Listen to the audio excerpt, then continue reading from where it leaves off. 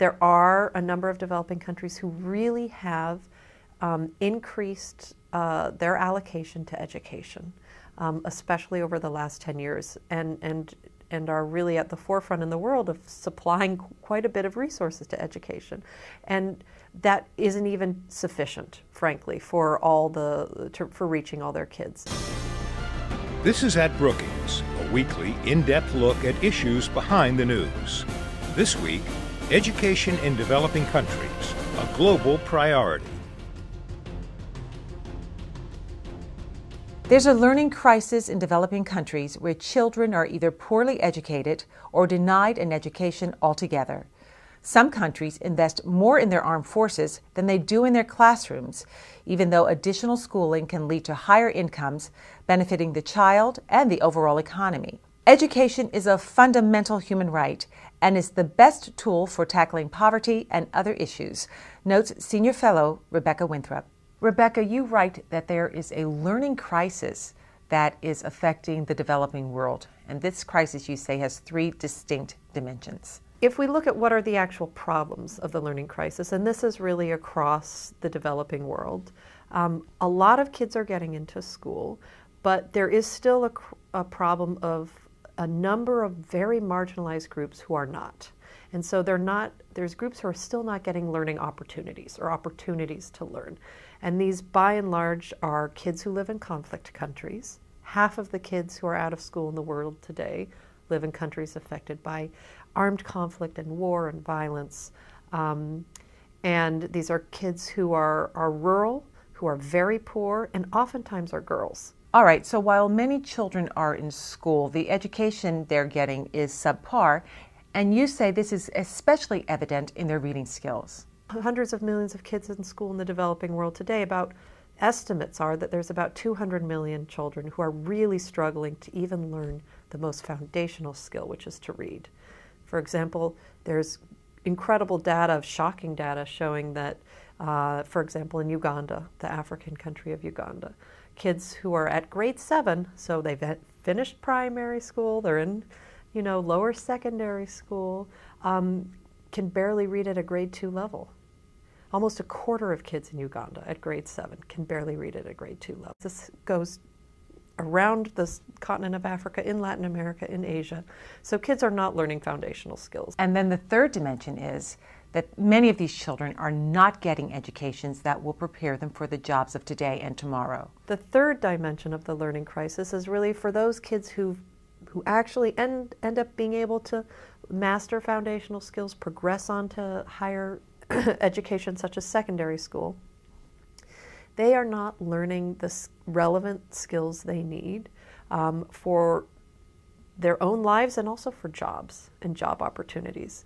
They're being trained in what really is an old way of doing education that was more suited to a colonial era that trains government bureaucrats, a few of them.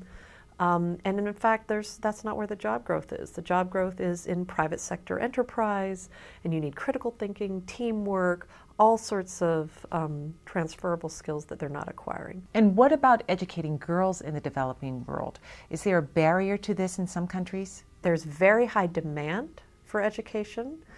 It's just that there's a range of pressures on the family, and girls get the last straw. So, for example, if families who are very, very poor, one coping mechanism that they have is to marry their girls off. That gives them a little bit of resources, it frees up some burdens.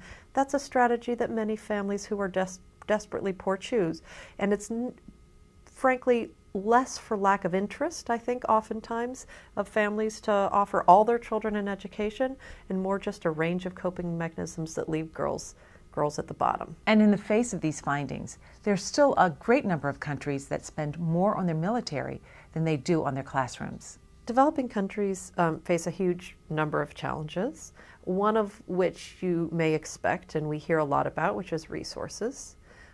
There are some developing countries who don't spend nearly enough on education as they should, who spend a great deal more on other things like the military and security and a range of other sectors. And there's no hard and fast rule, But we do see that if a country puts around 4% of its GDP towards education, that those are the countries that are quite successful. And so that's an important target. And what about conflict countries where wars can rage for decades?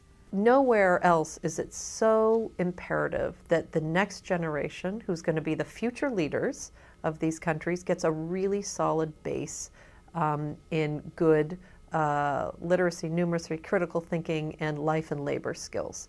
Because that really is the long-term sustainable path out of poverty and destitution for these countries, which certainly exacerbates the political conflicts that go on. So what's the benefit here for the U.S.? How does educating children in the developing world directly impact the USA? There's lots of good evidence to show that folks in the developing world, the more educated those populations are, the greater demand they have for American, for example, if you want to use the U.S. as an example, American goods and services, more people buy iPods around the world, et cetera, et cetera. So it actually is directly helpful for our own economy. It's also very helpful to try to tackle some of the global challenges that we need everybody in the world to tackle. And that includes preventing diseases that flow across borders. That includes protecting our environment, which knows no sort of artificial borders that we have on our maps. It also includes things like security. Things like violent extremism have been shown to, be harder to take root in countries where there's a great deal of opportunity, education being one of those opportunities. So what's the best course of action for addressing this learning crisis? What countries need to do is take this idea of learning as the end goal rather than access as the end goal, which a lot of countries have been doing, seriously, and change the way they use their resources and invest in early childhood and gaining sort of foundational literacy and numeracy skills and transitioning to relevant secondary education with relevant curriculum. Those things, just with existing resources, would make a big difference. Stay up to date with the latest research, learn about Brookings events, and search our directory of experts, all from your mobile device. To download Brookings for your BlackBerry, Android, iPhone, or iPad, go to brookings.edu/mobile. Des mesures d'austérité qui touchent directement au portefeuille des Grecs. Le salaire minimum va être abaissé de 22%. Il tombera à 580 € brut.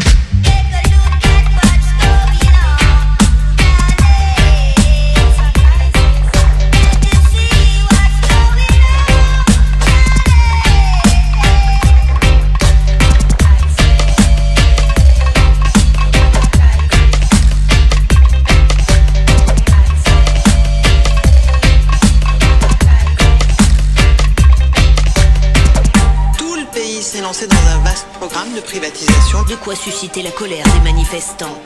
Colère, colère, colère, colère.